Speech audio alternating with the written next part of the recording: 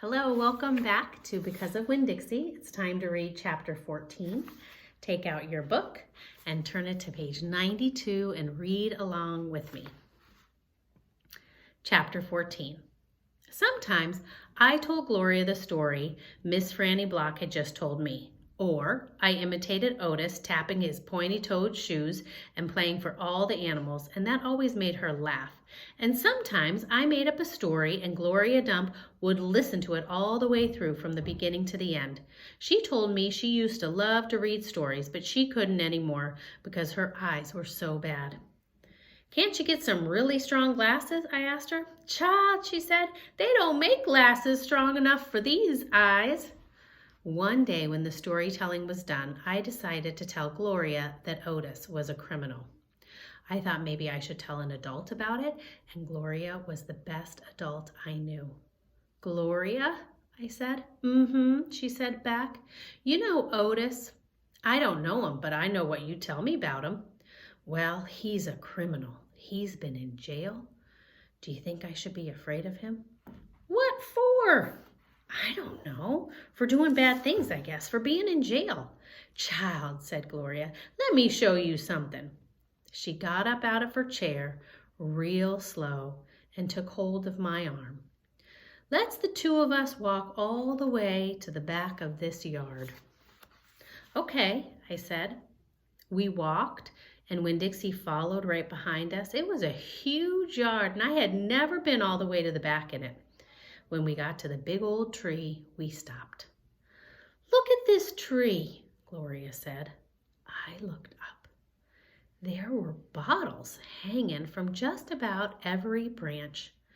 There were whiskey bottles and beer bottles and wine bottles all tied on with string, and some of them were clanking against each other and making a spooky kind of noise. Me and Winn-Dixie stood and stared at the tree, and the hair on top of his head rose up a little bit, and he growled deep in his throat. Gloria Dump pointed her cane at the tree. "What you think about this tree?" I said, "I don't know. Why are all those bottles on it?" "To keep the ghosts away," Gloria said. "What ghosts?" "The ghosts of all the things I done wrong." I looked at the bottles on the tree. "You did that many things wrong?" I asked her. "Mm-hmm," said Gloria. "More than that.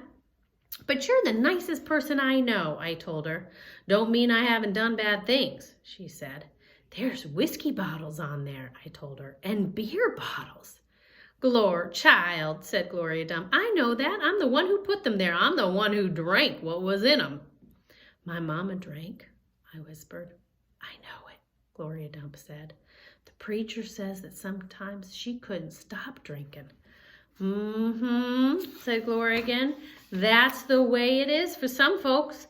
We get started and we can't stop." "Are you one of those people?" "Yes, ma'am, I am. But for these days, I don't drink nothing stronger than coffee." "Did the whiskey and beer and wine, did they make you do some bad things that are ghosts now?" "Some of them," said Gloria Dump. "Some of them I would have done anyway with alcohol or without it, before I learned." "Learned what?" "Learned what is the most important thing." "What's that?" I asked her. What do you think? What would be the most important thing for Gloria? Make a prediction in your head.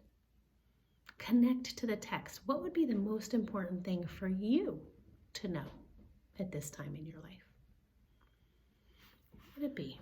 Let's see what Gloria says.